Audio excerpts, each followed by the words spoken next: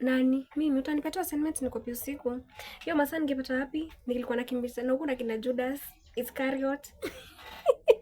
Betrayer, kina Beatrice. Ndio maana ndio unaitwa Beatrice, Betrayer, Judas. Anyways, hiyo nitakwambia. Guy, hiyo story ni refu nitakuelezea baadaye. Ala, kwani Florence umerudi?